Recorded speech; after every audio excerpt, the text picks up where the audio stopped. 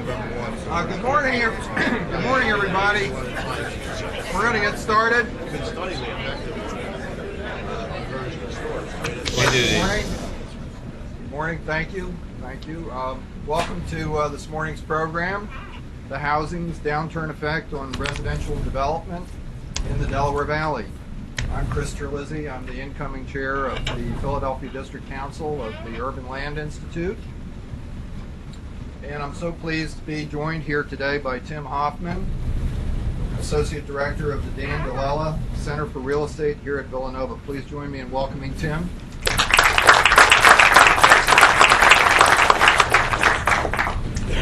Good morning and welcome to the Villanova School of Business. My name is Tim Hoffman and I serve as the Associate Director of the Daniel M. DiLella Center for Real Estate here at VSB.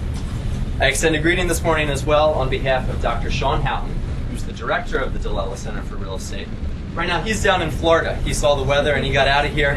He's actually presenting a paper at a real estate conference down there. So I bring greetings from him as well. I know he was bummed that he couldn't attend. I'd also like to ask our current Villanova students if you could stand up for a moment.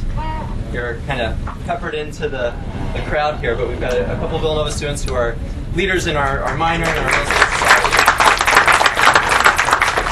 And then I'd also like to recognize we have Professor Burke Ward seated over here, who teaches our real estate law course in our business minor. And Jim Vesey, where are you, Jim? Jim Vesey in the back is our business fellow.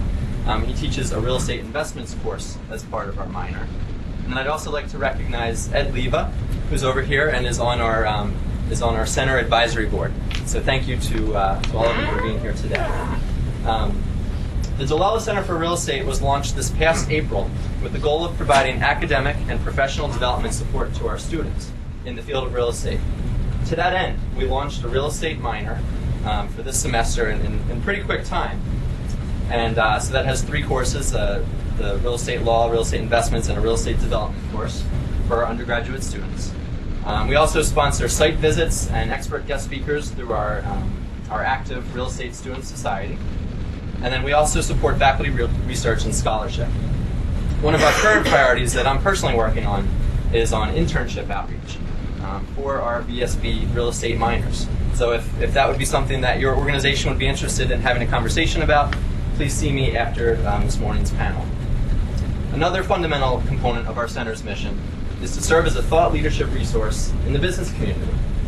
In formulating our strategy in that area, our first order of business was to join the Urban Land Institute. I would say that we're totally delighted to have the opportunity to sponsor this morning's event, and we're proud to be members of the ULI. I'd like to thank Kelly Mecca and Jessica Taylor for reaching out to us and introducing us to the ULI, as well as Jerry Lip for her amazing work this morning in coordinating today's event. Again, I'd like to thank everyone for coming out to the Villanova School of Business. You may have seen in Business Week recently, our undergraduate program was ranked number 13 in the nation, our part-time MBA program was ranked number 11 in the nation, and our executive MBA was ranked number 25 in the world. So I think we've got a lot of programs here that we're proud of, and we're looking forward to what the DiLella Center for Real Estate can become. I'd also like to thank our panelists for your time and insights, and again to the audience for your time this morning. I look forward to this morning's discussion. Thank you. Chris?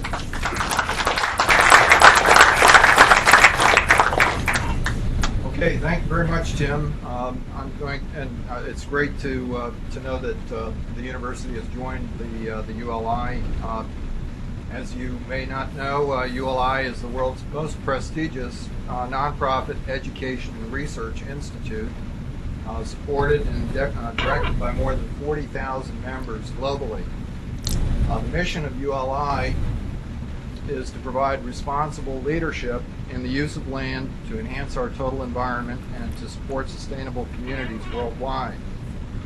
Our members represent the entire spectrum of the land use and development disciplines. And you can see by a show of hands here, how many members do we have in the audience?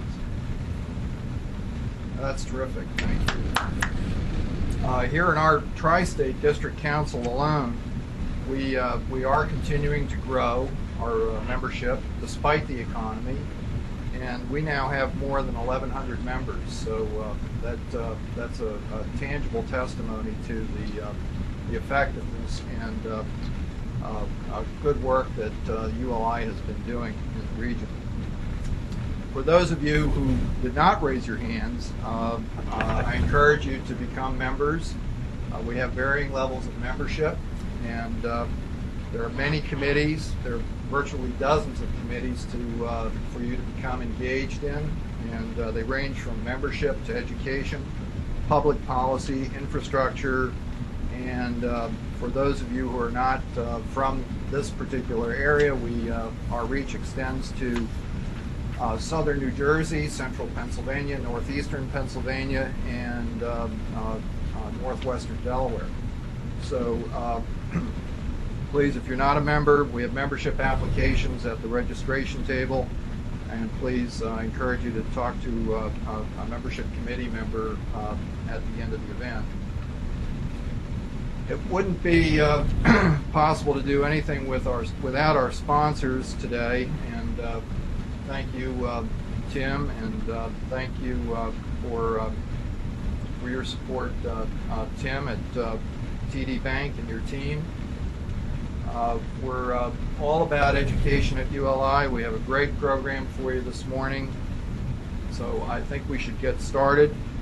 And please don't forget that the biggest and most interesting part of the dialogue today is going to be a function of your engagement with the panelists. So we're going to hear some presentations, and I encourage you to ask probing questions and put these guys on the spot. So without further ado, I'm going to introduce our panelists. To my left immediately is Wayne Norris, Philadelphia Regional Director of Hanley Woods Marketing Intelligence. To his left is Tim O'Rourke, Senior VP at TD Bank. And to his left is my dear friend, Joe Duckworth, President of Arcadia Land Company. So let's begin this program with a presentation. Wayne, you're on. Chris? Just before I get started, I'd also like to thank Chris for the introduction, and thank Rich and the group at Arcadia for introducing me. We've been members of ULI really for about a year and a half, but Rich, I appreciate you reaching out to have me get involved in this. And I think that one of the things that we found very interesting is that the ULI has, I guess, heavy membership within the inner city of Philadelphia, and it's really been focused on the city. But one of the things Rich mentioned to me is there wasn't really a great understanding of the housing market from the Philadelphia region perspective. And that's what we do, is we track new home construction and we keep track of how the pace of the sales and so forth. But we're really more of a regional Delaware Valley organization as far as digging into the city. So it was a real nice fit. So thank you very much, Rich. I'm going to get started here, and really my role here in this event is to really talk about, roughly since 2000 or so, how the housing market has kind of gone up, leveled off, and so forth. I believe that the next two panelists are going to take some of the information they have and going to talk about where do we go from here. Okay. So having said that, let's get started. Just a slide or two about who we are. Hanley Wood, we are the 10th leading business-to-business media company in the United States. We're most known for having about 36 publications. Most familiar to most people are Builder Magazine, Big Builder Magazine, Remodeler. But again, there's 36 titles and websites to go with those as well.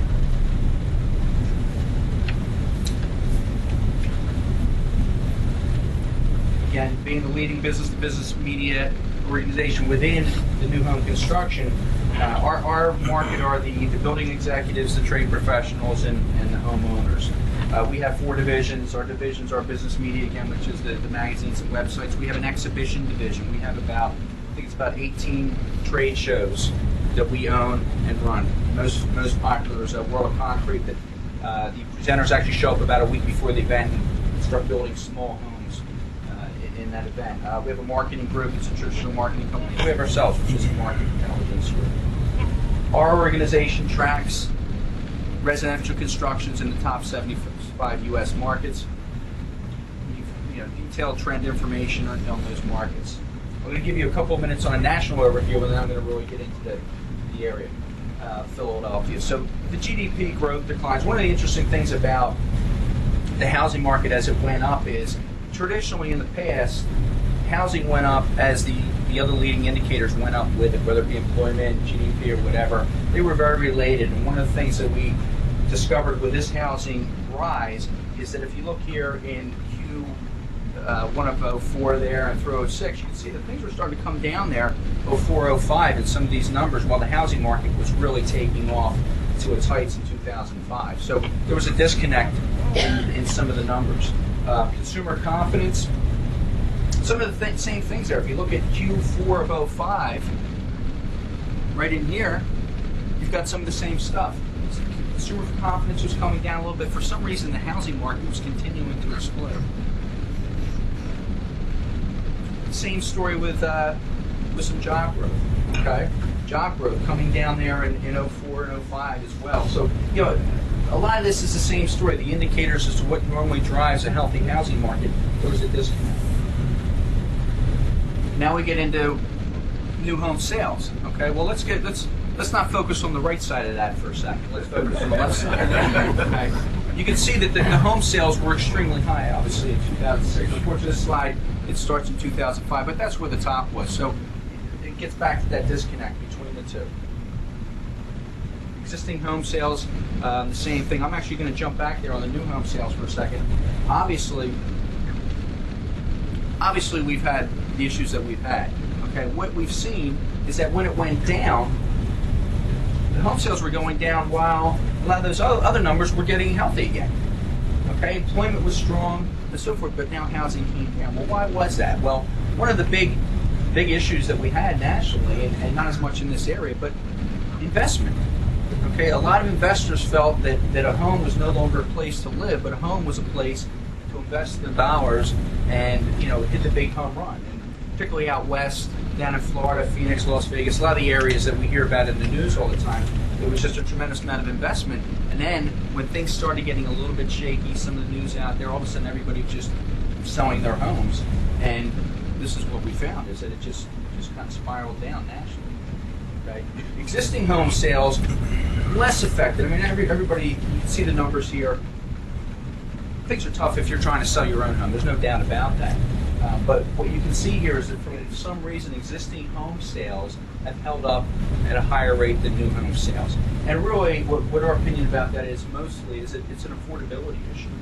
Okay? The average existing home affordability in the Philadelphia market is a little bit over 40%. And what that means is that in Philadelphia, the median priced home can be afforded by about 40%, a little over 40% of the households. Okay, the average, or median, I should say median new home can be afforded by about 23-24% of the households. A new home costs more. Okay.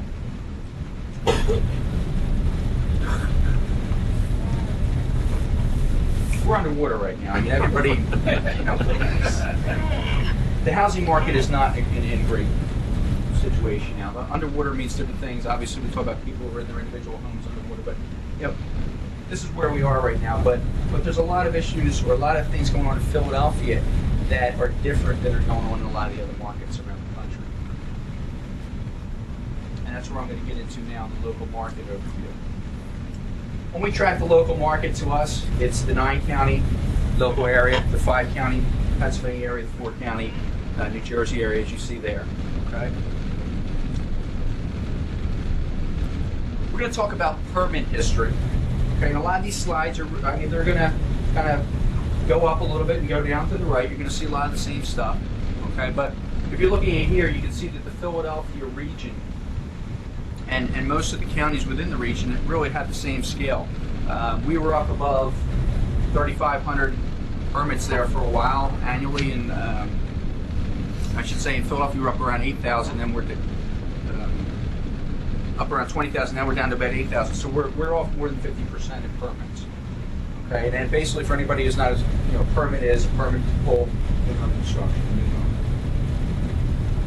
We get into the job growth again in the Philadelphia region. Okay, again, as you can see, it was coming down when the housing market was going up. A lot of the same story that was happening nationally. we really feel it's important to break down the housing market into, I mean, you can break down the new home market into many different levels, but it's very important to break apart, I feel, detached and attached. Detached being a single family home, attached being condos, townhouses. Okay? But if you look at the median pricing of a detached home in the Philadelphia region and breaking out by county, I also want to mention, by the way, that everybody will get a copy of this presentation, and there's data behind these slides. So if you click on the slide, you'll be able to see the spreadsheets that feed this. So it'll be a little better understanding than some of these graphs. But bottom line is you can see that the pricing really shot through the roof. Getting back to affordability. Attached pricing, same thing. Now, you're also going to see that the median attached price in Philadelphia is $282,000. The detached is $405,000. That's going to feed into what's doing better now. Okay? I mean, a lot of it's simple numbers. Delaware County seems to have a whack there. Well, what you're going to see with Delaware County is Delaware County has such a small sampling relative to the rest of the housing market, because in Delaware County there's not a whole lot of new land to build new traditional subdivisions, and the infill is starting to catch up. Okay, there was a lot of difficulty getting projects approved, attached projects in Delaware County, so there just, quite honestly, there haven't been a whole lot of new homes sold in Delaware County compared to other areas. So you're just going to see a lot of, if a new project's introduced in Delaware County, new condo job, I know there was a couple new condo jobs, high-end condo jobs introduced, it's just going to make the numbers just move all over the place compared to some of the other areas.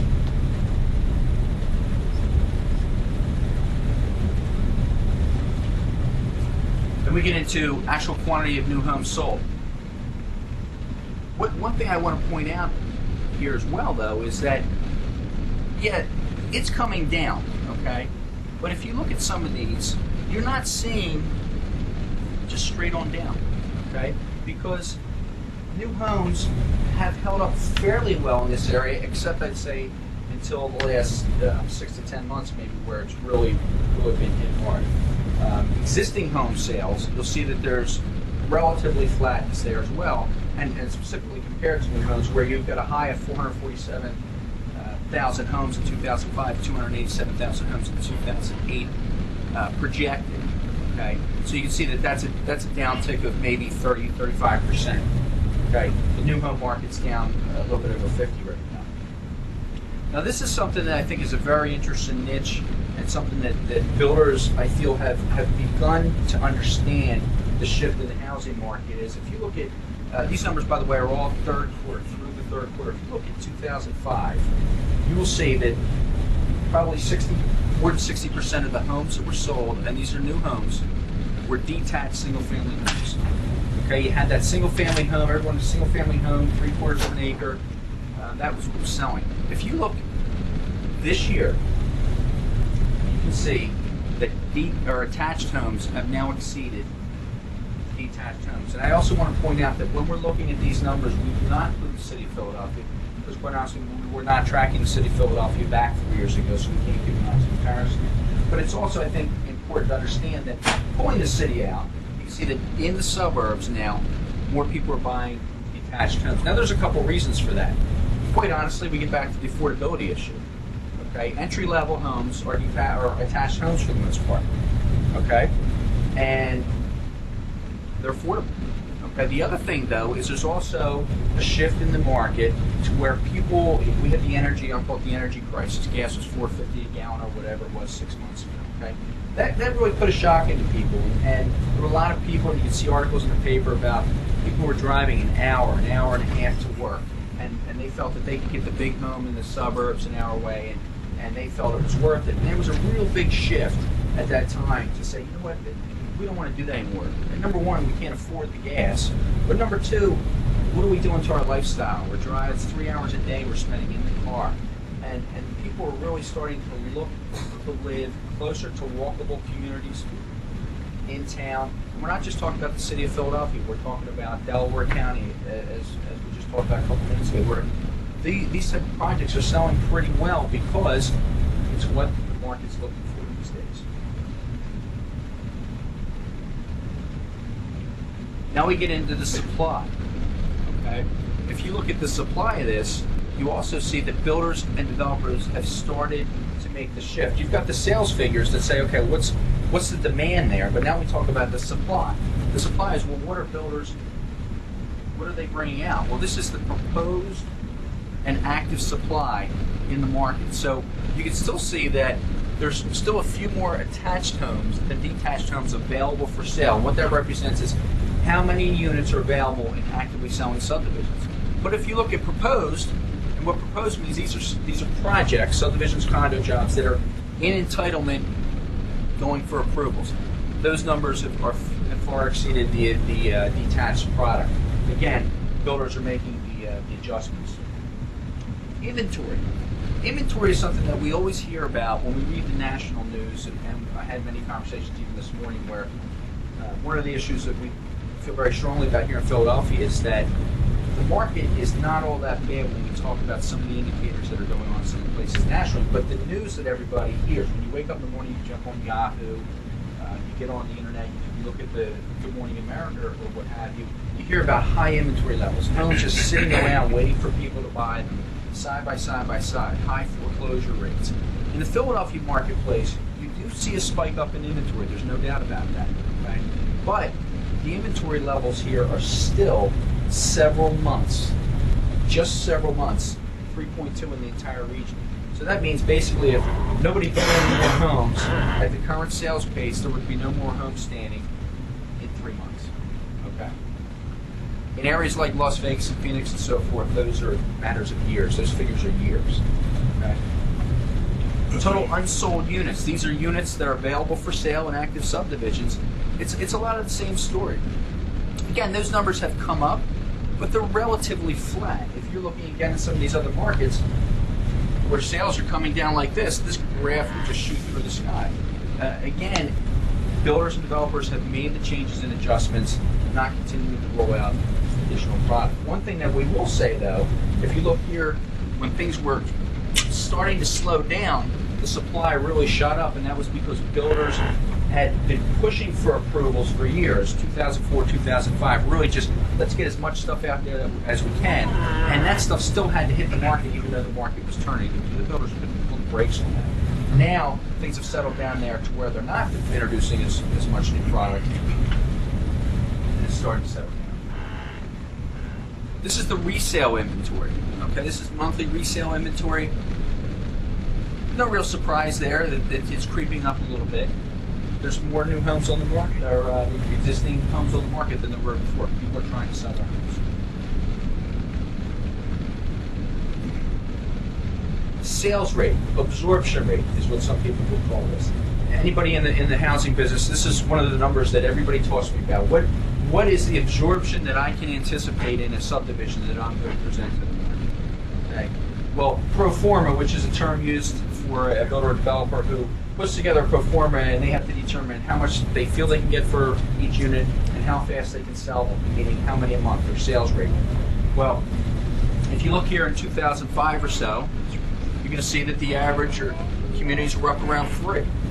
Okay, well now the average community is right around 0.55. I mean, that means two things. It doesn't mean that the market is only selling 1/5 of the homes. Okay, because now there's more communities available than there were back in 2004, 2005. Okay, but it does mean that the numbers that a lot of builders were anticipating in their pro formas are not coming anywhere near what they'd anticipated. And Wayne, is that a quarterly absorption? that is that. Okay, thank you, Chris, for that. That is a per community absorption rate on a quarterly basis. Quarterly, monthly. I'm sorry, a monthly, but it's averaged over a quarter. I'm sorry.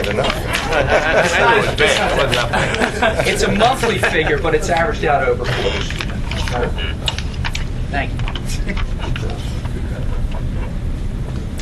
And here's the new home affordability ratio that I talked about.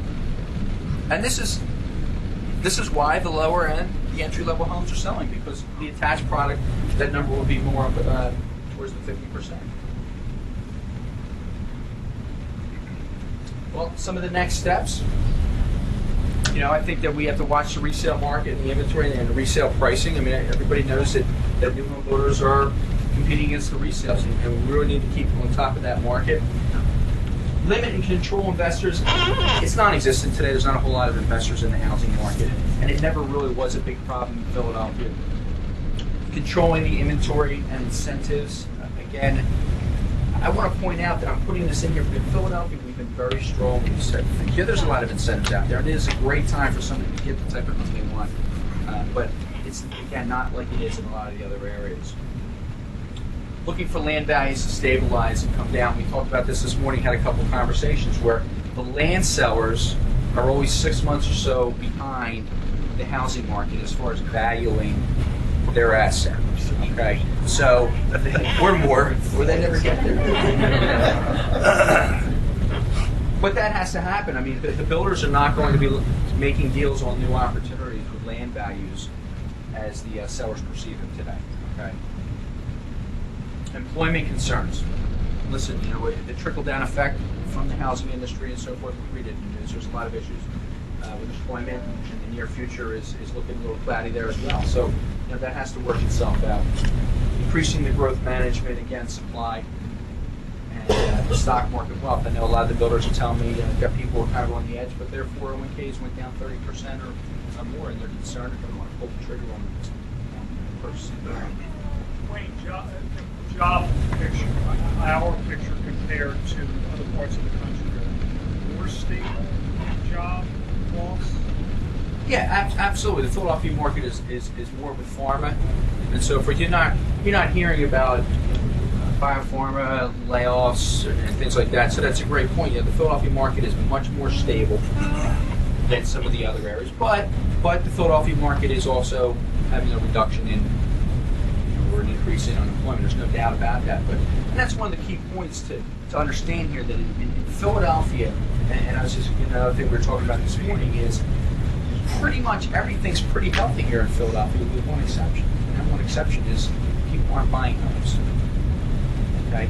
But all the other indicators, the foreclosure rate.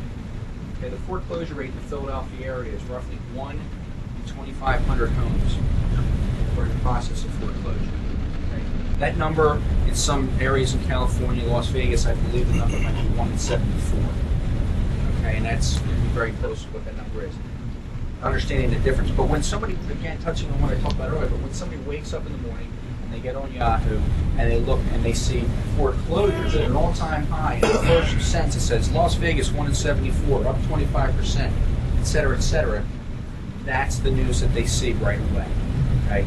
Again, we talk about underwater, homes that are underwater. What everybody, I don't know if everybody's familiar with this term, but a home that is underwater means that the homeowner owes more on their mortgage than that home, than they can sell that home for, than the value of that home.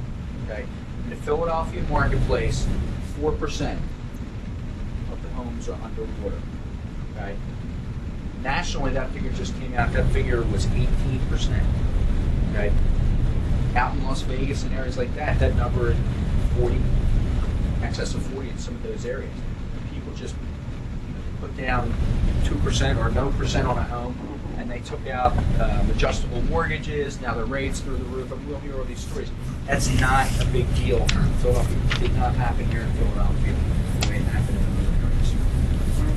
One other issue I think too is that real estate taxes. I'm sorry, Jim, can you speak up? Real estate taxes. That's one thing that's certainly not coming down.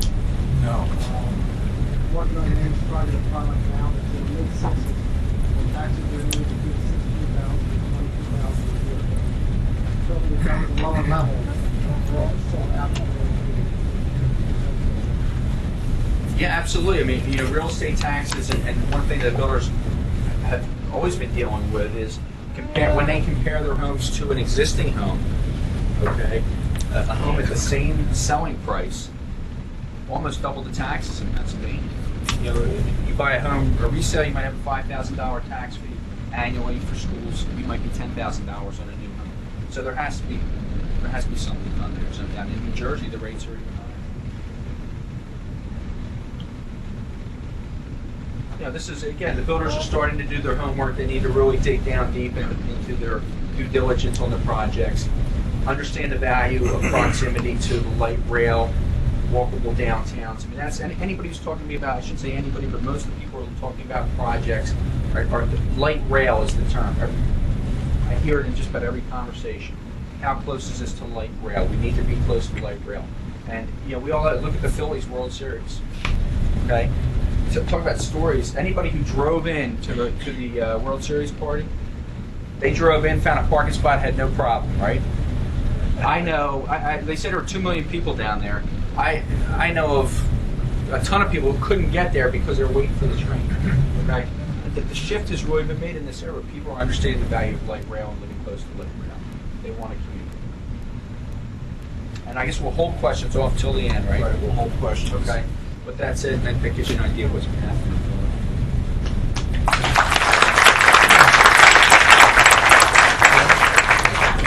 We're going to hear about how the underwriting is looking on new development.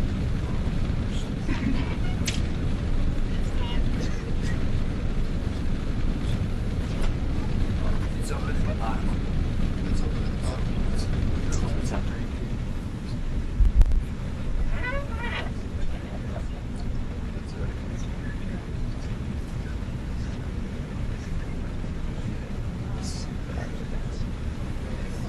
I'm a dirt guy, I'm not a tech guy, so I always need some help with that stuff.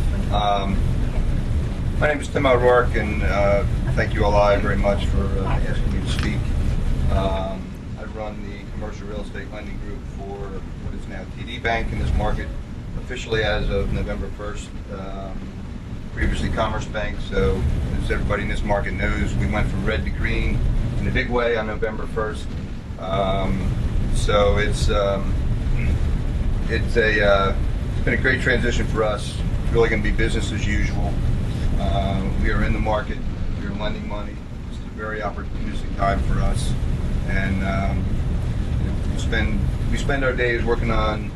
Majority of what we're working on is new business, and in an environment like this, there's not a lot of players left, or not a lot of players in the market today. So, from our standpoint, it's very refreshing. I've been with Commerce since 1992. We were about $1 billion in assets at that time. We had grown to $50 billion in assets, and then with the purchase of TD, what you really need to think of is Commerce Bank times 10, $500 billion plus in assets. Headquartered in Toronto, Canada. Significant deposits. Combined stores in North America is over 2,100 stores, both in Canada and the United States. The U.S. operation, which is a combination of TD Bank North, which is based in Portland, Maine, and Commerce Bank here, 115 billion in assets, 72 billion in deposits, and over 1,000 stores. Basically, Maine to Florida at this point.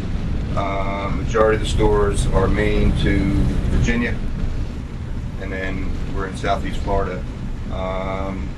We will look to, once we integrate the companies fully, which will be next fall, we'll look to probably add some additional locations in the Carolinas to kind of fill that gap. But we're basically Maine to Florida at this point, and again, the timing of everything has been tremendous.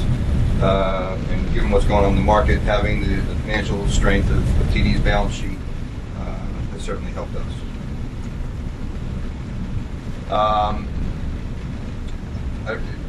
Just step back a minute. I run the real estate group for here, Metro Philadelphia, basically southern half of New Jersey, Pennsylvania, eastern part of Pennsylvania, and then I also run the Florida real estate market. So, as bad as things are here, Florida is just off the shelf.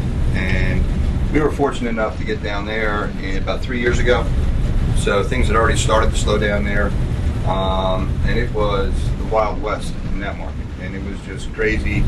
Talk to people down there, and everything was built on, values just go up. Every year values go up, and that's life in Florida. And obviously that's not the case anymore. So they're really in for some difficult times. They're in difficult times right now, but fortunately we got there when things were relatively sane. One of the things we just learned is that this must be the TD speed of PowerPoint presentations. Commerce speed is like lightning fast. Let's get there. So, we have to make a change there. But I want to talk a little bit about capital markets, and then we're going to talk about underwriting in general, and then we'll talk about underwriting specific product types. Capital markets today, as everybody knows, we're really in unprecedented times. And the last 45 days especially has just been nuts. And you have banks like Wachovia selling themselves over the weekend, and 2 days later selling themselves again. I mean, that's just incredible. One of the largest banks in the country, and that's just one story, and everybody knows the other stories with banks. By comparison, when TD bought us, there was 4 months of due diligence before the merger was announced. So it's just incredible. Scarcity of capital and the increased cost that results in. Today, very hard to find money, especially very hard to find money for sale residential projects. Right, that leads to increased costs. The risk level is higher, so the banks and the lenders that are in the market are getting additional return. And syndicated market, syndicated being multiple bank deals, larger individual projects where you've got 2, 3, 4, or even more banks combining together to provide that financing. That market is essentially closed for the year. You still have what's called club deals, where you'll have a couple local banks maybe joining together to do a deal here and there, but even that market's tight. And again, when you're talking about for sale residential, very, very difficult. We've done probably 6, I'll say, significant residential projects this year.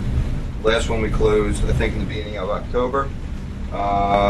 Very strong sponsor, good market, good balance sheet of the sponsor. It was very hard to find a partner in that deal. Wilmington Trust stepped up. They led us, led the money with us on that particular project. But there you have a very strong sponsor where even a year ago, you would have had half a dozen banks lining up to take a piece of that deal, and it was just hard to find. Mezzanine lenders, they're gone. They were very active on the residential side over the last number of years. Equity investors, they're on the sidelines for now. No one's really looking to put money into the for sale residential product.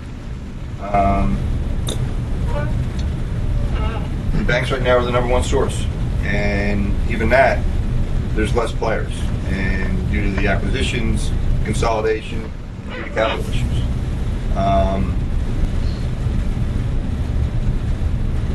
We are fortunate, and that ultimately what this leads to is capital has respect again. You look at the last 6 years, capital became a commodity.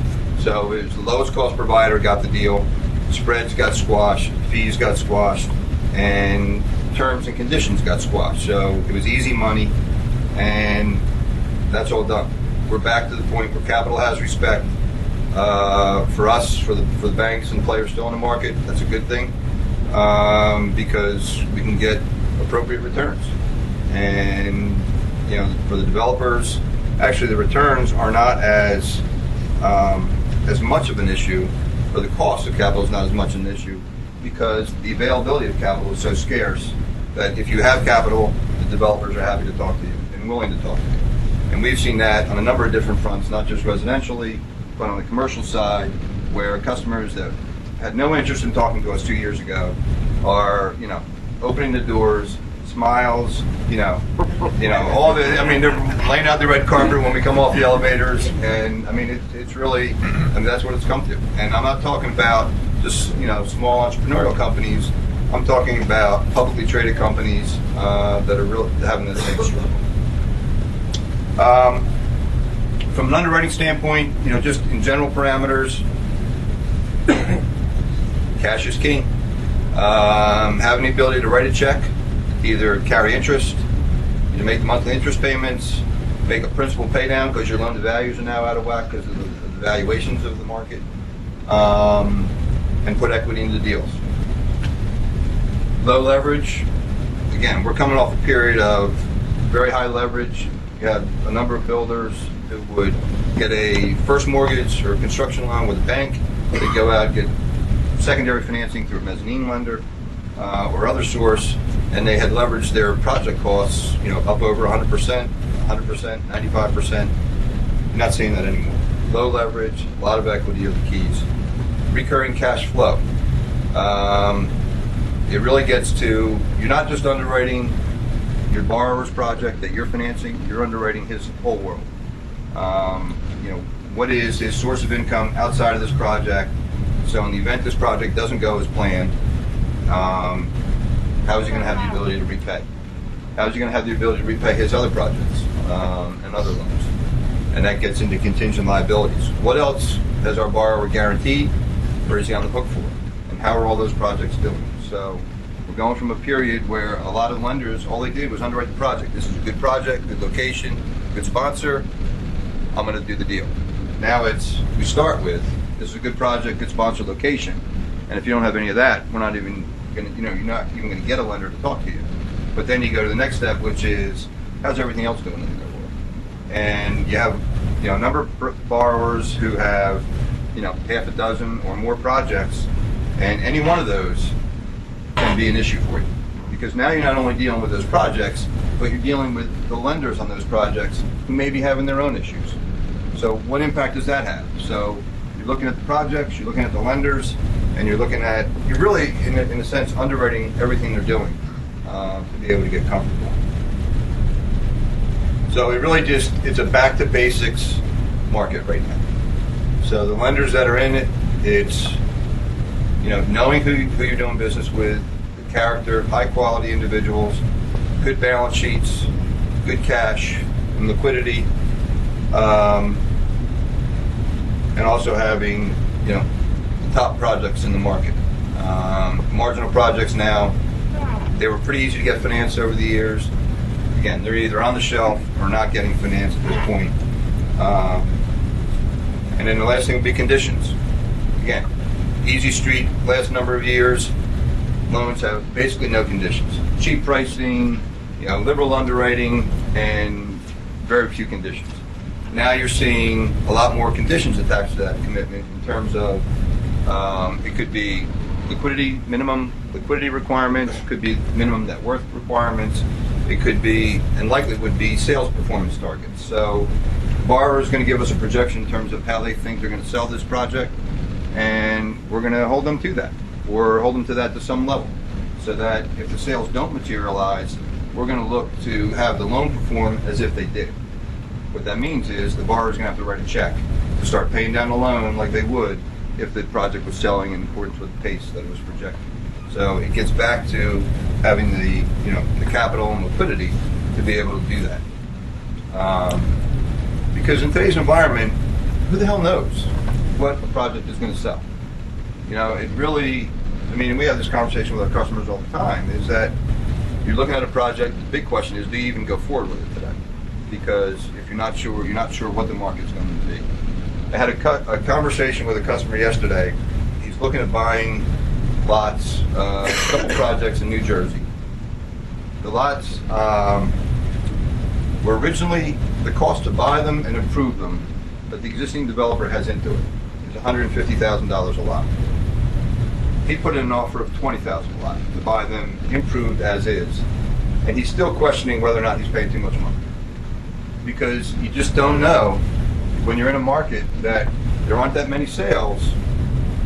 You just don't know. Is it worth taking the risk? And that really is what it comes down to.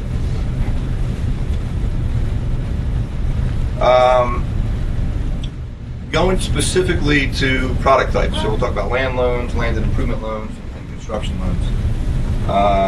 And I just figured we'd talk about kind of where parameters were in 2005, which was, the end of when the market was still pretty good. And then we'll talk about, where things are today. These are general parameters. They are always exceptions to the rule. And it's just an idea, just to give you guys an idea of kind of how things have changed. From an equity standpoint, 2005, you could just, if you own the land, you could put the land in as equity. There was no cash requirement, provided there was reasonable value in there. Today, doesn't matter if you've owned the land forever, we still want you to have real hard cash in the deal. Loan to cost, 2005, I don't think many bankers will admit that they actually financed 100%, but the reality is they found ways to finance 100%, one way or another. Today, loan to cost on just a land loan, 50 to 60% probably max. And that's if you can find somebody who can do a land loan, because not really many people are looking to do that. Loan to values, 75% today, 50%. Interest reserves, historically, banks would put interest reserves in where the money from the loan was actually funding the monthly interest payments. Today, borrowers have to write a check. Entitlements, which are the approvals to actually develop the project. Again, 2005, banks were lending money without having approvals. They would lend money to borrowers to buy the property, take it through the approvals, create value, and then ultimately develop the project. Today, I'm not aware of anybody doing that, but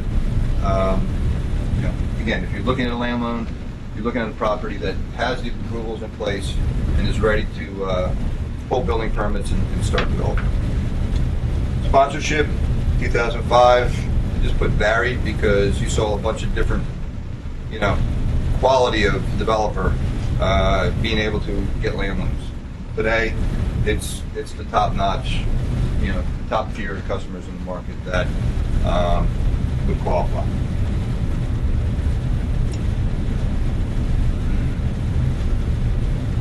Land and development loans, where you're looking at finding ground, doing the site improvements, and then probably selling the lots either to a public home builder or a regional home builder. Again, 2005, you can contribute to land or cash, or a combination of land and cash. Today, there's got to be cash equity in. Secondary financing, not uncommon to see secondary financing on these projects. So the actual developer was putting in very little of their own money, had very little of their own money at risk. Today, it's not happening. The sponsor has to have real money at risk. Loan to cost, again, probably no one will admit up to 100%, but that it was there. You could find it. Today, you're probably at 80% max, more likely 70%, 75% range loan to cost. And that other 20 to 25% being made up of cash investment. Loan to values, again, up to 80%.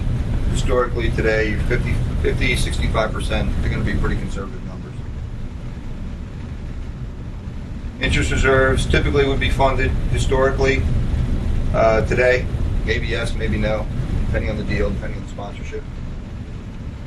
Entitlements, again, it was optional, before. Today. Projects absolutely have to be ready to go.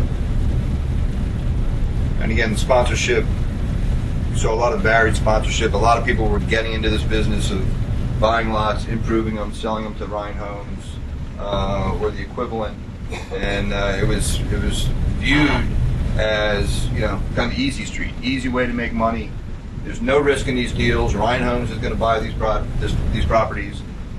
Well, guess what? Ryan Homes deals are structured as options, so they're really only required to take down a certain number of lots, and that's usually their first takedown. If you're doing a 100 lot subdivision, maybe their first purchase is 5 lots. That's all they're required to take.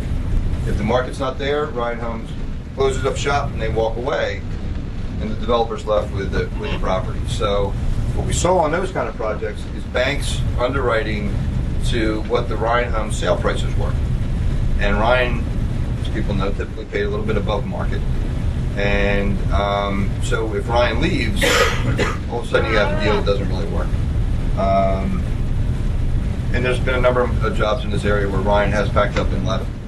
There's been a number of jobs where they're still selling and selling very well. And I'm not trying to pick on Ryan Homes, it's just that they were probably the biggest player in the market that did this. But their model for Ryan Homes purposes works very well. Because right now, Ryan Homes is probably the only public builder that's actually making money. And their model was set up based on, they were going through a bankruptcy a number of years ago. They restructured the model and set it up this way. So from their standpoint, it's actually been a very good model.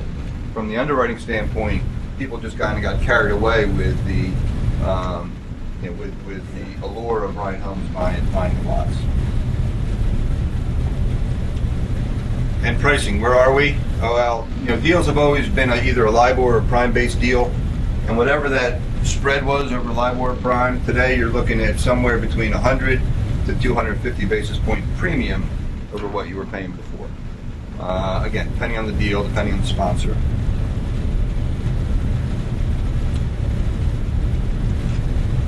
Land development construction loans, we're actually building the houses. It's really a lot of the same stuff. And equity, need cash, no secondary financing, 75% loan to cost, 70% loan to values. We will still fund interest reserves, and banks are still funding interest reserves. Sponsorship, again, superior, and sales projections curtailments, which I talked about before, they are going to be pretty much required in any deal today. Pricing, again, same thing. You're going to see the premium over where they were. Contingent obligations, you may see a cap on what the bank is going to want that developer to guarantee. Again, to protect the overall global world. And liquidity, likely to see some kind of minimum liquidity covered on the sponsor as well. So in terms of future, where are we short term? The next 12 to 24 months, it's not going to be easy. It's going to get worse before it gets better. Mr. Callahan's over there shaking his head. I think he agrees with that statement. Oh, you're a fan of good news, Pat, the most important news is we're lending money. Yeah. We're in this market. Yeah. We're lending money. As long as you're lending according to everything you just put up there, you guys are there for it. Yeah, spoken like a true borrower. Let's be nice. You're going to see foreclosure increase. You're going to see opportunities. You're going to see opportunities for the well-capitalized borrowers to now start coming in, start buying properties at discounts. And we are hearing that from the well-heeled developers that they're out looking now. 3 months ago, they weren't even out looking. So in terms of, are we near the bottom or getting near the bottom? Yeah, I think we got to be there. We're close if we're not there yet, but we're close. Again, more equity, financing sources limited, relying on sponsorship. There's been a lot of projects that the borrowers are just themselves taking off the market and not doing. You're seeing emergence of ultra funds. I'm not sure a lot of them have been in this market. Starting to see them in Florida, looking to come in, buy projects at substantial discounts, and either hold them or start developing them now at much lower pricing points. The future, this is not going to be a rapid recovery from our standpoint. We see it as gradual recovery. There's going to be fewer players, both from the public side and the private side. And again, getting back to the credit side and the capital side, companies and borrowers are going to have stronger balance sheets, increased liquidity. There will be fewer financing sources. Starting right off, there's just less banks. Underwriting will be more straightforward, continue to be more straightforward as it is today. More cash, lower leverage, and you generally see some smaller houses and lower pricing points. I mean, if you look at product in the $500,000 to $800,000 price range, there's not that many people buying. People that are at the lower point that want to move up can't afford it. The jumbo mortgages today are very difficult to come by, so you're going to see an adjustment to that in projects. So it's my wealth of good news. But again, Pat, we're in the market, we're lending money. We'd be happy to take your phone call tomorrow. So you have good news for us? We have the great news.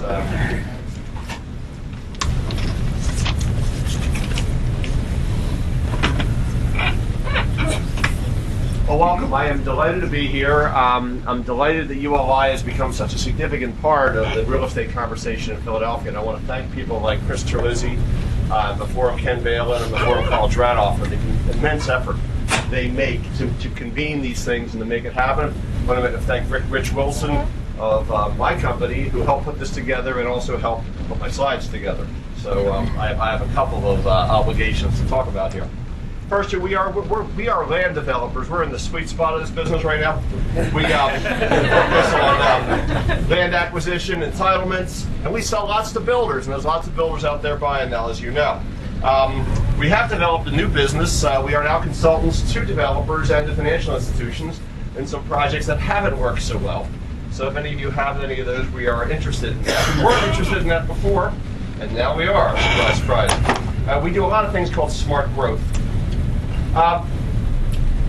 You know, has there been a bubble, and is there a bubble here? I think the issue is, I went to hear Robert Shiller talk. He's the creator of the Case-Shiller Index, and you know, he said he had talked to the people at Fannie and Freddie, and they had modeled the world to make sure they were protected against the downside. And they modeled it up to a downside of 13.4% in house prices nationally. There's nothing else beyond that was conceivable. This was several standard deviations beyond what they had imagined. And today, the Case-Shiller Index shows a 25% decline in the nation's numbers. As we just heard from Tim, the credit and capital markets are global, and we had a lot of money, and now we don't have much money, and that's a big part of it. Philadelphia has done a lot better. We are down just 4%. Case-Shiller doesn't follow Philadelphia. Robert Shiller told me when I asked him the question, why don't you? We're such a big market. He says, your records are in such terrible shape. We couldn't possibly deal with Philadelphia. We tried to, but we couldn't. So it's, and the greater Philadelphia, according to Prudential Fox and Rhodes, decreased 2.2% this year. So basically, our numbers are relatively modest compared to the rest of the world. And the real question is, does that mean we're protected or we have more to go? And there are a bunch of successful projects. As Wayne mentioned, the overall market's down 50 or 60%, depending on whose numbers you use, but there are still selling. We have 2 projects in active development, and they're still selling, not quite as well as they were before, but they are selling quite well. And I'm going to describe, you know, why they're selling and what you have to do to keep them selling. Because basically, if the market used to be at 100% at peak, and now it's at 50, there are still homes being sold, and you just have to make sure that they're your homes. Woodmont, we opened up in the heat of the market in January '05, and this is a village community in Huntington Valley. If you look at the top line, the number of settlements per quarter have continued to go up on this project as we have dealt with the decline in the market. However, the settlement price has come down. The builders we had in there decided to go quite high early on, thinking that it was the boom times in the market. And what's happened is the builders have adjusted. Now, this down 24% in median sales price does not mean the typical home, the same home, is down 24%. The homes are less well fitted, typically a bit smaller, etc. So the decline in home price, you know, absolute home price is probably in high single digits, and its features and size otherwise. But we're showing here that we're continuing to sell, and the project, by continuing to sell, looks great, looks successful, and reinforces with the customer that if you're going to buy anywhere, you ought to buy here. And so the project still feels good and works quite well. It's an infill location. That's one of the keys. One of the things I'm going to basically say is the only projects that are really selling are either cheap or choice. And choice is typically very infill, but everything has to be executed well. We can all look at projects in our own neighborhoods that are infill or great locations that are still dying because they're either poorly conceived or way overpriced. We are a differentiated product. We're a traditional neighborhood design, a walkable community. By some statistics, 30 or 40% of the people like that market, but it's only supplied at about a 2 or 4% rate. So there's a excess demand compared to the supply of that product type. We have another TND. Now this is out in the way fringes. This is not in anywhere near any, but it's a half a tank drive from here. And we did have a book written about it, but this was the project that I only would have done in '05 because it was on the edge and looked like, man, if things keep rolling, this project should work. And here we've had the same story in a way, in that we've kept up the number of settlements, even from the bad times right through now, at a good pace. Now here we've had to do it more painfully, where the median price was quite high early on. People were buying it by choice, and they've come down a lot. Now here, probably the real transaction prices are down somewhere in the mid-teens, and the rest of it has been adjusted on quality and size. But the whole key is, if you don't adjust and just expect the market to be happy about the adjustment, you're going to do nothing. And if you do adjust, you can keep good pricing if you have a well-conceptualized project. It's also differentiated. It's also the best value in the submarket. And Wayne's numbers, which we follow, and we also track the market ourselves, for a certain period, there were 20 projects in southern Chester County that sold 35 homes. And we had sold 18 of those. Okay, so that because basically we decided that we were going to be the place. And again, success breeds success. It looks good. There's always some frame going up, and it basically lets customers be confident that you can be a part of it. And here, I appreciate Tim's comments about Ryan. We've worked with Ryan and NV. They have a great business model for them, and the developer can work with them. It's sometimes painful in a downward market, but man, they are still about the best people executing and marketing a product. So we're happy to have them as a buyer, and our deals have worked with them. Other successful projects. Again, everything is either cheap or choice, or sometimes both. Round Hill, which is out in Salisbury, out just near South Valley Township, Chester County, the far edge of Route 30, has been doing an overall sales pace of 5 units since its opening. This is about the lowest priced, easy access project in Chester County. It is adequately executed. It's not gorgeous, but it's hitting the price point, and it just shows you when you're at a price point, you can do well.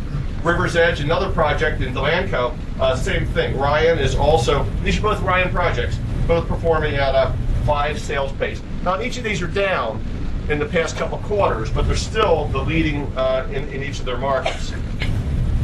Other projects are doing well. DeLuca is doing incredibly well in an infill project with very little competition in mid sales.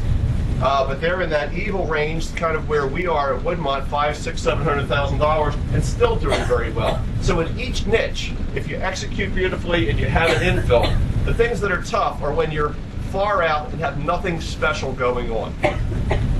Another great project is Terraza at Newtown Square. David Della Porta put together this project that is age targeted and has sold 3.5 per month. Unambiguously the best suburban condo project in the region, and continues to do well because he has a differentiated product, absolutely well targeted, and superb execution. So where do we stand today?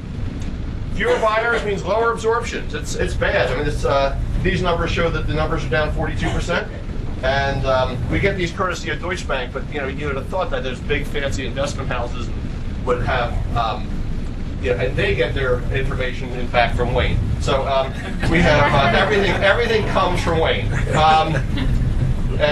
so this shows that the absorption rates are down 42% over the past year. The land residual has gone down a lot. Not as bad as the story Tim told of 150 to 20, but I'll show you a little comparison here, where at the peak, a home price might have sold at 300, and to keep it moving, you're selling it for 255, 15% less. The improved lot price is still staying at about 30% of the home value, although some could argue that's coming down. The cost of production of the lots has gone up a little, although with the recent trend in commodity prices, it may be coming back down again, but it had been going up with oil prices. So that the residual lot value has gone from 60 to 31, and that the land value, when you take out the cost of entitlements and carry, etc., has gone from 48 to 25. So essentially a 50% reduction, near 50% reduction in land value, with the where the home price went down 15%. So this is the leverage, the reverse negative leverage on a developer. So when is it going to be over, and what's going to happen from here? Well, we need an affordability adjustment. We have had the decline in the affordability index, which means that basically the red line is even worse in terms of than the yellow line, which is the national. Red is the regional. And what's happened? Well, from 2000 to 2007, the median household income only went up about 3.6%, but the home prices went up almost 12%. If the home prices had risen at the same pace of the income growth, the prices would be 36% less than what they are today. The same thing is kind of pointed out with rentals, that the prices would still be less. But I'm not predicting that home prices will fall by 36%. I'm just simply saying that there's an imbalance compared to historical norms. And that basically what's happening is you then have to look at the supply-demand factors. As Wayne also mentioned, we have decent employment stability and household growth, and basically a very little standing month supply. You'll see while it's grown a little bit, it is dramatically less than even nearby areas like northern New Jersey and clearly other areas like San Francisco and Washington. You can burn off the standing inventory in 2 to 3 months, which is terrific, because the standing inventory is the area that gets the greatest price build orders. Builders are much less inclined to give dramatic price reductions, and so standing inventory is where the price reductions come. The future inventory of month supply is more concerning, in that our numbers are not at the least in the nation; they're high. But I kind of question those numbers for a bunch of reasons. These are projects that are somewhere in the approval process.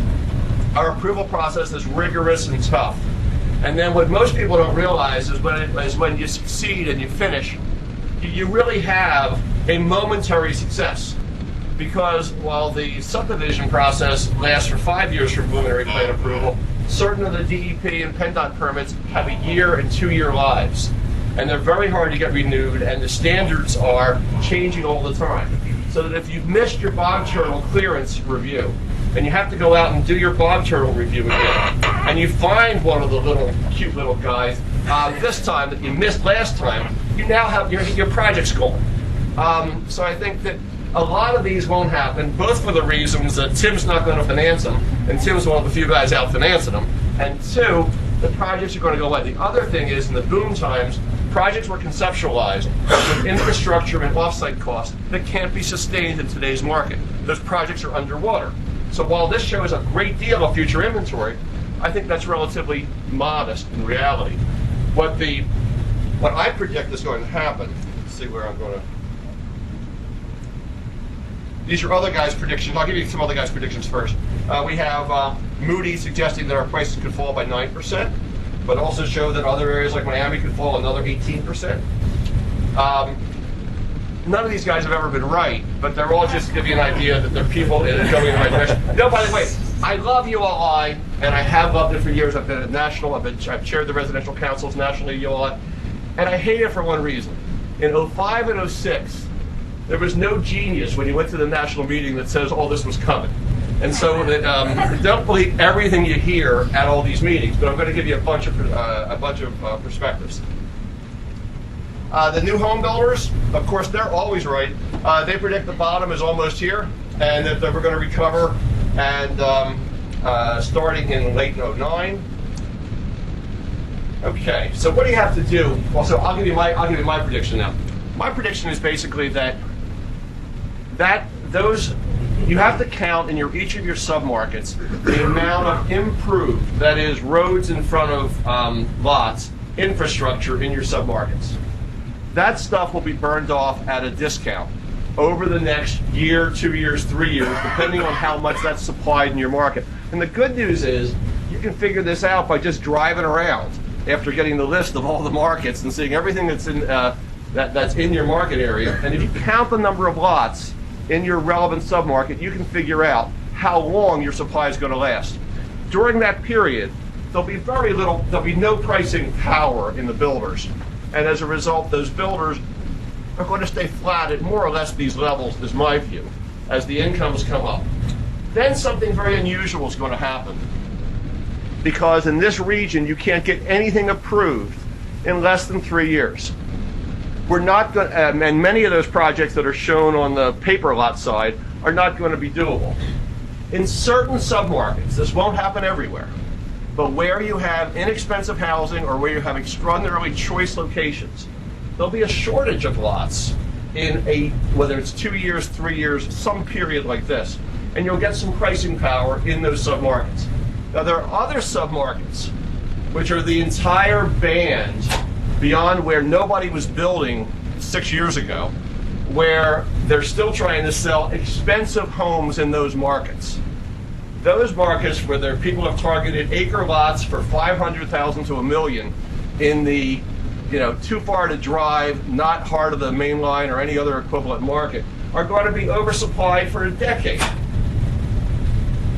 But if you have cheap will work even if it's not as primarily located as Round Hill and some of the other projects are showing, because there's no alternatives. And if you have choice, infill, something that people who can afford it are into the right market, those will stabilize and come up within a couple, 3 years. That's my prediction. Okay. What do? Renegotiate, yada yada. Okay. I'm just going to give you a thought. We've had a few clients in our consulting business that, John Harper's saying renegotiate. I renegotiate with Harper regularly. Harper's John is the head of NVR regionally, and therefore a very important buyer if you're a developer. Basically, what we do for others now is what we've been doing for ourselves, which is saying, what do you have to do to keep your projects active and vital and most competitive in the marketplace? How do you have to reposition them? How do you have to set yourself up to make it work? And so we have done a few of these. One of the problems that lenders and others have on projects that are not done completely or that haven't started is that no one, including often the developer, unless they were a complete pro, understands the quality of their entitlements. All these things are expiring, all these things were conditional, and many of these projects don't exist anymore, even though the bank and the borrower sometimes think they do. And it's a very, very awful kind of issue. So what do? You modify your entitlements. If you had big phases before, you turn into little phases.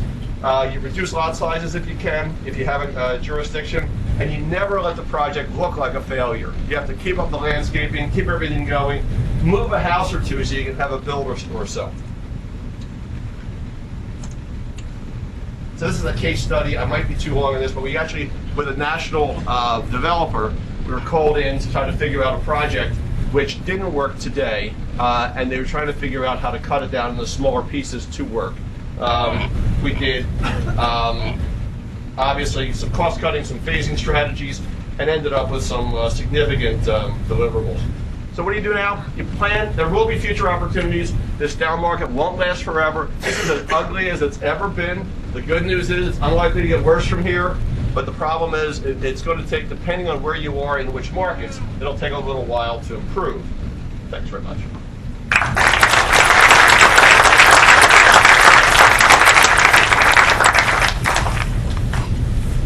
Wow. That was really heartening news. All right, this is the time you get to ask the questions, and if you don't have any, I do. So I'll turn to the audience and see. I'd like to see a show of hands. Go ahead, sir. When on one of the slides you talked about the change in the marketplace, where we're changing from detached to attached. Right. And you showed the drop off on I guess that was sales. Right, that was the sales, yeah. But another perspective on it, could it not be that the sales pace for detached product has declined at a much lower rate for attached product? Because if you look at those bars, percentage-wise, detached hasn't been hit as hard as attached. Did everybody hear that? We need to repeat it. I understand your question. I guess your question is saying that it looks You were like saying detached. how we're all adjusting and now there's going to be more attached product versus Right, exactly. what had been and so forth. But there's another way to look at it. You could say, and if you look at the fall off, detached hasn't fallen off as rapidly as attached. So I'm wondering about what, really what is the takeaway from that graph? My takeaway is that detached has fallen off at a higher percentage than attached. Not according to your bar chart. And then if you saw, you started seeing how the attached, from a sales perspective, actually is outselling detached. Okay. Right. Well, to come to that figure, you've got to see that detached has come down at a lower pace than attached to get to that equilibrium. Okay. Does that make sense? Yeah. So I would say that the detached has fallen off at a higher rate than the attached. Meaning single-family homes have been hit harder than townhomes and condos. That would be my takeaway from it. So, and again, you'll have the numbers behind it and can dig through it. And my other question is for Tim. Tim, one of the lines you had on there was that you predict a very gradual recovery, not a rapid recovery. Right. And it seems to me that in the past, nobody has ever been able to predict, as we come out of it, whether it's going to be a gradual or rapid recovery or what have you. But every time in the past, if you go back in history, recovery has been quicker than anybody predicted. And one of the factors here, could it not be that the draconian lending standards that are not just back to where it was in the 70s? Right. No offense. None But taken. don't mean to offend the bank. But anyway, there's going to be less land. There'll be less lots on the market, so there's less inventory. And eventually, I think Joe's shaking his head, and less inventory, less stuff out there. Recovery could be a lot faster than anybody did. Well, There's not going to be many land developers. I mean, everybody talks about that NV model. Who the hell is going to be around to provide NV with lots? Yeah, No financing and, all that sort of stuff. I think you're right. I mean, really, who the hell knows? I mean, I don't think anybody's going to come up here and say it's going to be a tremendous recovery in 12 months because nobody knows. And I think you've got a number of factors which could impact it, which is you've got pent-up demand. I mean, right now, consumers have stopped spending. They're not buying houses. There's a lot of people that want to buy a house and want to move, but they're just not doing it right now. Franny Iacobucci and I were talking ahead of all the reasons why people used to buy a house for different speculators. Right. We didn't have them. People were still getting older. People were still getting married, still having babies. All that stuff, that demand is just building. It's still going, right. And so it's really a question of when their confidence comes back. I think you really could see the question is going to be what's going to trigger the confidence to come back. And and what do we still have to go through? Well, we still have credit cards. We're going to have issues with credit cards. The retailers right now are sucking wind, and this is before Christmas season, so we're probably going to have to go through a retail fallout after Christmas. And and then who knows? Well, what else is next? This has been just an incredible run because every time it seems like something's stabilizing and people are starting to feel a little bit better, something else hits. So that's why I went out on a limb there and said it's going to be a gradual recovery. But you're right. It could be. I think to me it's the confidence, and when the consumer gets their confidence back, there is going to be pent up demand, and it could come back strong. Good. Rick, just on the pricing side though. Speak up, Ray. Yeah, on the pricing side of that, Joe had mentioned that Prudential Bridge, they had a 4% decline in book value. But if builders are discounting to 10% more, how do we get back to that 4%? I think that they're looking for resale at -4, but if the new homes are at -10, how do you sort of get back to that? Look, discount going away, or? Can you repeat that question for me? Yeah, the question is if the Prudential Fox studies show that the background housing is only going down 4%, 3 to 4%, but new homes, by personal experience, are often discounted at 10% or something of that sort. How can that come back into alignment? And I think it's very specific and very specialized. Clearly, any spec that any builder has at this point, you can get a great number on. But I think that the builders are basically have to adjust to what is the market. We've adjusted a couple times at the two projects that I showed you, but haven't had to adjust, we adjusted in a couple notches, but you didn't have to adjust again, and then you get a little bit of strength and you can kind of move up and not make every transaction terrific. It's a very narrow thing, and basically it's about creating confidence in the community. So the community needs less discounting to motivate people because it's already at a good price, and it looks good, and it feels good, and it feels successful. I mean, that's my only sense. If you have a project with tumbleweed blowing down the street, there's a big discount you got to get to move somebody. Would the 4% number be based on what's actually moved very middle? So if you actually had to move your home and sell, probably a much. But if you look at the numbers that Wayne had done, the resale market is still it's still 50-60% of what it was. It's still a lot of transactions, so I don't think it's statistically insignificant that it's only down 4%. I mean, it's a basically this market hasn't been hit as much. I guess one of the reasons is Philadelphia. Someone suggested to me by an email who saw our little newsletter, because I commented on some of these things in the newsletter, was that Philadelphia was always a low-priced market. Matter of fact, among the lowest-priced markets on the East Coast historically, and yet the quality of life and the positives about Philadelphia have gained over the past decade. And the question is whether Philadelphia will have to go back as a region to the lowest-priced markets, or whether it can be still a notch below Washington, 2 notches below Boston, essentially in New York, but clearly above Baltimore and not down at the bottom where it used to be.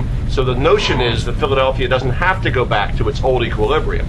It can stay a bit above, just like those other cities I've mentioned clearly stay above.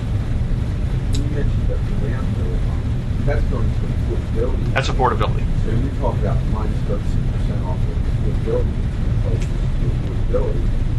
That would be an argument that it might stay in this county price. But that's the job for discounting in the form of options. Right. Most everybody has some kind of discount. But the only comment I brought up in terms of a round hill is that if you price a product well and it's on a good corridor in terms of access to jobs, you can still sell a lot of houses today.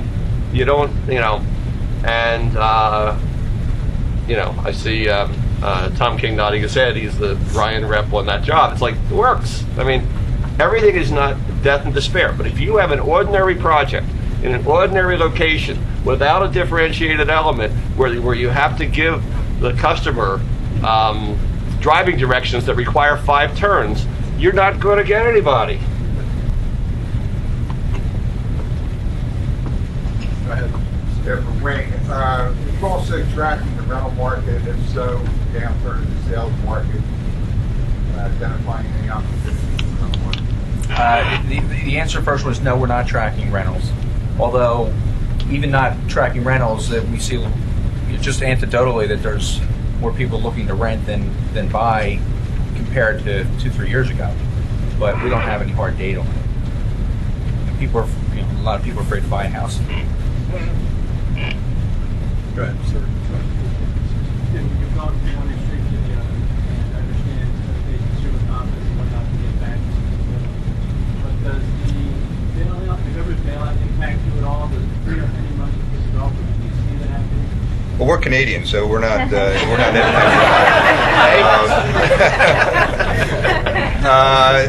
Do I think it's going to free up money for real estate? Not a whole lot. I mean, banks right now think about where we came from. 60 days ago, 90 days ago, banks were scared to lend each other money because they didn't trust each other's balance sheet. You saw that with LIBOR when it spiked way up. All right, when the government bailout came in, there was a little bit more confidence, and LIBOR came back down. I mean, that's just incredible. I mean, banks lend each other all the time, and to get to a point where they don't trust each other's balance sheet is just incredible. So, banks right now are protecting their own capital. Is it going to help them give money to lend to real estate? Some probably, but I don't think it's going to specifically go into a whole lot in real estate. I mean, I could be completely wrong. I don't claim to be a banking financial expert, but right now, banks, their issue is their capital, their balance sheet, their liquidity, and so I think it'll help some. It certainly can't hurt, but I don't know how much really it will impact. Jay, here's a question for Wayne. What about the condos? Has there been an oversupply of condominiums, either in the suburban or the urban side? Sort of work through that. I can't speak about the city, because again, we don't have a whole lot of tracking in the city, but I'll say from the suburban that there really has not been an oversupply of condos. I think the condo market, when we look at individual counties and so forth, you actually see that there's some strength there on the condo. And again, as Joe indicates, some projects are doing better than others, and a lot of it comes down to location and price points and so forth, but we see that that's an area that's had relative strength.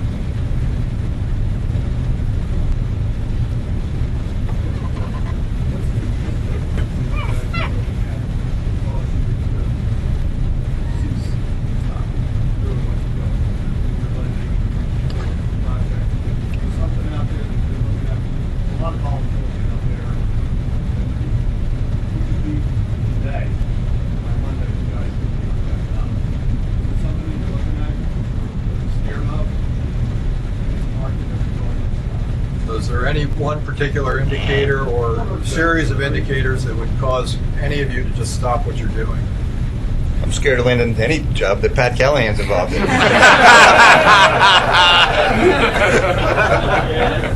don't we even answer your questions? And the only, I mean, if you could have imagined a year ago a pile of worse news than we've got every month, particularly since the 1st of September, it's unimaginable to me. And you open up the market every day, it's down to another 500. The good news is it can't go down more than 15 more days at 500. I'll guarantee you that.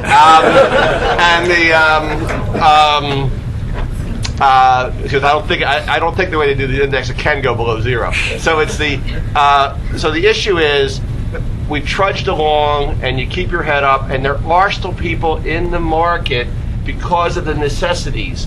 There are some people who are getting married, having kids. They have to move. It does happen, and they have to now be high FICO scores.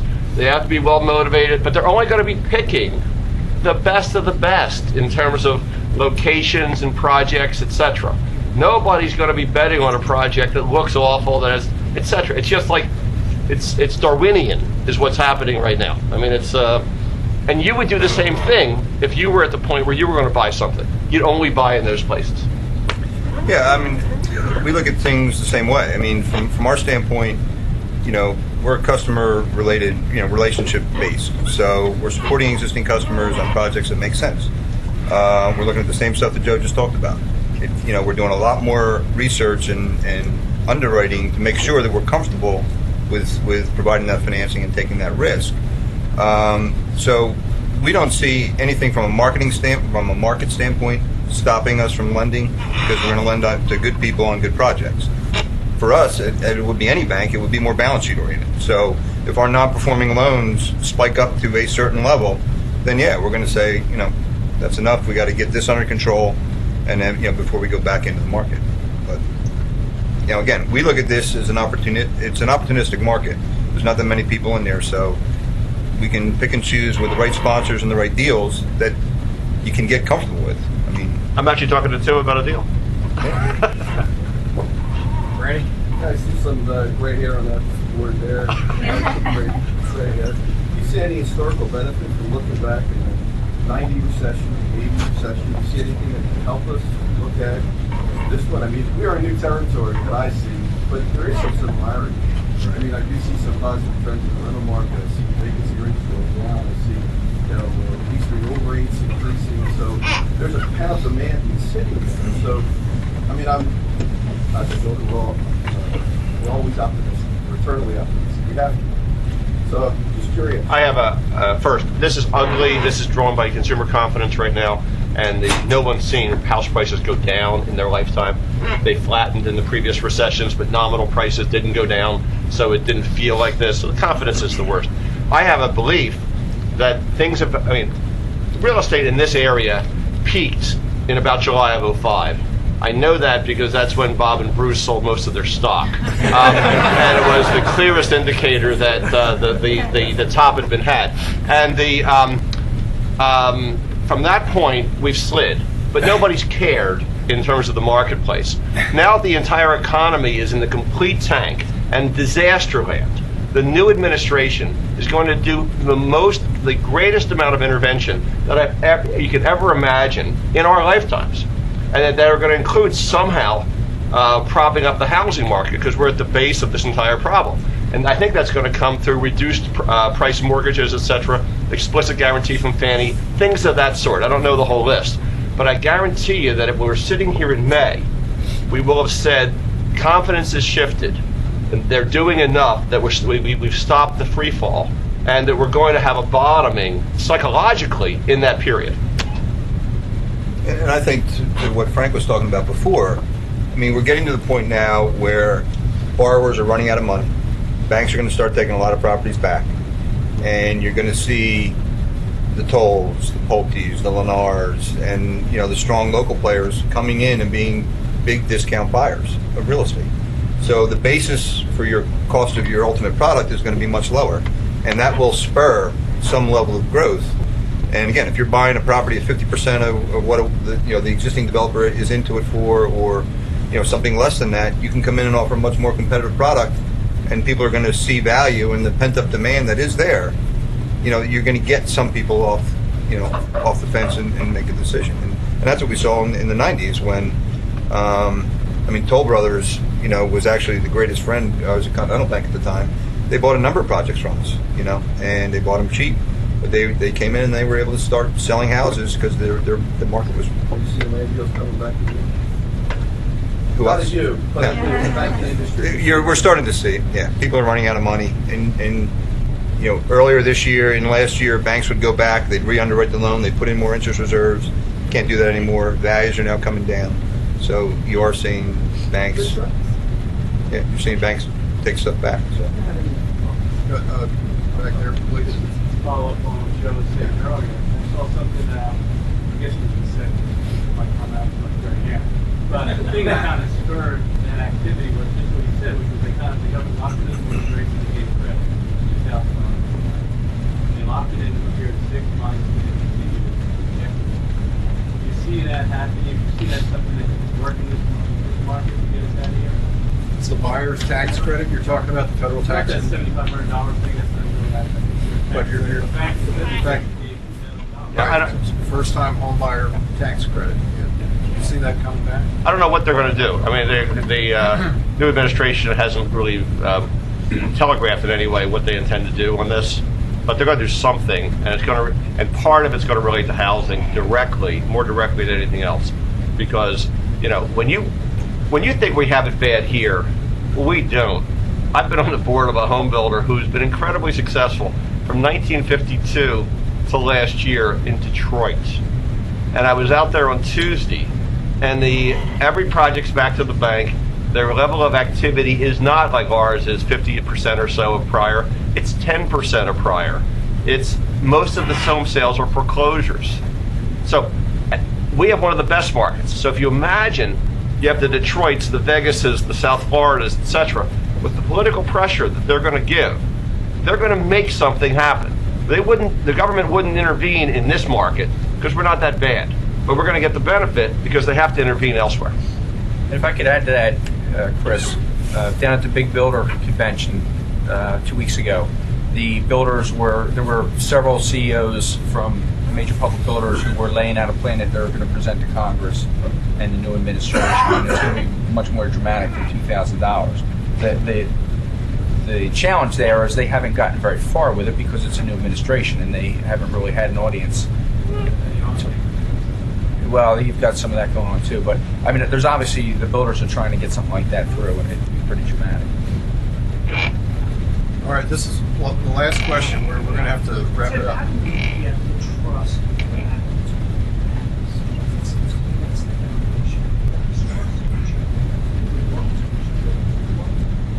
Well, I think with the bailout that's getting there. So there is. That's. It seems like they're taking the money and using it for other things. That was flash on NPR this morning. God is on saying that they're not really using the money. They're using it to buy other banks, holding on to the money. Well, as I said, banks have had capital issues, so they are taking the money to shore up their capital. And I can't speak for other institutions in terms of really how they're lending or what they're lending. From our standpoint, we certainly feel we're doing our share to lend and help. But the bigger issue for banks is their own capital. And you've seen with the mark-to-market accounting that we're required to do, you've seen such a deterioration so rapidly in capital base that it's unheard of. So. You guys get a positive message They'll give you time and temperature. I'll leave it to Regis and Kathy Lee to help Regis and Kelly rather spread that positive message. Well, I think we're going to have to. We've run over, and thank you very much for a wonderful panel. This has been clearly a very important topic that affects us all, and I think we've got some really good insights from our panelists today. So let's thank them all with a nice warm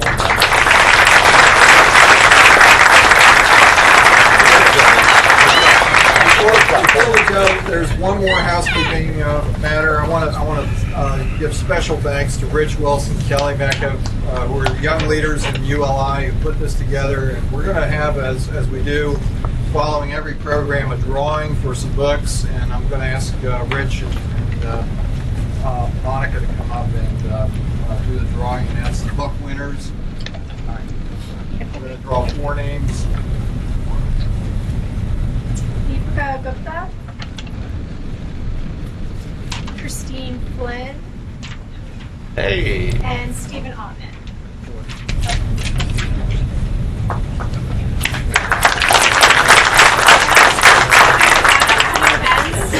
We have our biggest and most popular program next Tuesday, Emerging Trends, and on December 4th we have the holiday party. Nice seeing you. Thank you. My pleasure. Nice to see you. Keep talking about round.